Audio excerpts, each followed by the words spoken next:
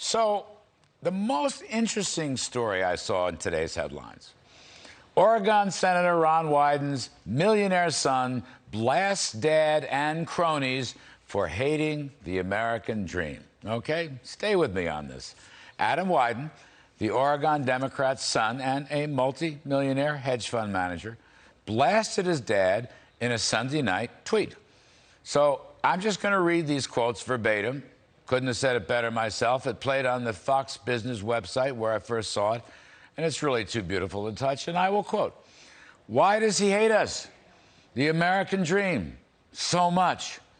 The Florida-based hedge fund manager then wrote, "And the reality is most legislators have never built anything. So I guess it's easier to mindlessly and haphazardly try and tear stuff down." And then came the prodigal son's game plan. And I quote, "Thankfully, I think I can compound faster than my dad and his cronies can confiscate it." So there. That's wonderful. Compounding faster than confiscating. So we have a penetrating analysis, we have a devastating critique, and we have a hard-edged combat action plan. I just love that. Compounding faster than confiscation. I don't know, Mr. Wyden Jr. Wish I did. Count me as an admirer. In fact, would love to have him on the show anytime. All this shows just good common sense, okay? The younger generation has it. Of course, to me, everyone's the younger generation, but, you know, it makes me very hopeful about the future of our nation. I'm getting heckled here. Now, I've known Senator Wyden many years, all right, and I have always respected him. We did work together during the pandemic emergency relief plan on tax policy in the Senate Finance Committee, all good. There was a time when Mr. Wyden was really a true pro-growth tax reformer, like lower the rates, broaden the base. But recently, however, his statements suggest he's become more of a socialist class warrior, seeking to confiscate wealth, punish success, and damage investment, jobs, wages, and the economy.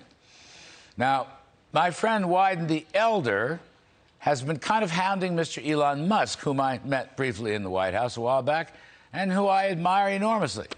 But referencing Musk's question to the Twitterverse on whether Elon should sell his valuable stock and pay capital gains tax, Senator Wyden complained in a tweet, and I quote, "It's time for the billionaire's income tax." The idea of taxing unrealized capital gains, folks, is a very bad idea. I think you've heard me say that before. Look, since the income tax started in 1913, unrealized capital gains have never been considered ordinary income. That's as far as I know. Perhaps I'm wrong, but that's as much as I know. When there is a transaction that is a sale, then there's taxable income. But this wealth tax idea does truly confiscate the wealth of successful people.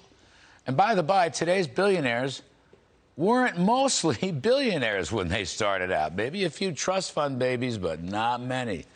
But this crazy wealth tax idea would go all the way back and tax them up front at 28% or more. Look, behind all this wealth tax stuff, which, you know, was tried and failed in Europe. I mean, even France ended it. France, think of that. But this is truly redistribution stuff. The new progressive left-wing rallying cry of equity, you know, now we're all equal, not just at the starting line, which is the American way, but now at the finish line, which is the un-American way. I regret to say it is socialism, pure and simple.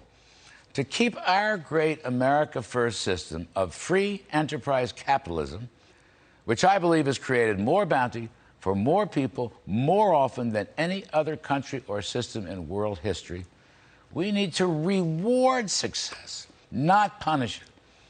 And as Wyden the Younger tweeted, and I will quote again, "I guess it's easier to mindlessly and haphazardly try to tear stuff down," end quote. Well, I guess, like Adam Wyden, I would devoutly prefer building things up, not tearing them down. Successful millionaires and billionaires, you know, they've created millions of businesses, hundreds of millions of jobs down through the centuries. They produce so we can consume. They increase wages and productivity and family incomes. And they create things that no one ever dreamed about and then make them cheap enough so typical blue-collar, middle-class families can afford them. I could go on and on and on, but I'm going to pause. I'll just say to Senator Wyden, it's not personal, sir. You know that. We simply disagree on a key issue. I say to younger Wyden, attaboy, please come on the show. And I say to all our cherished viewers, you know it's coming, save America, kill the bill.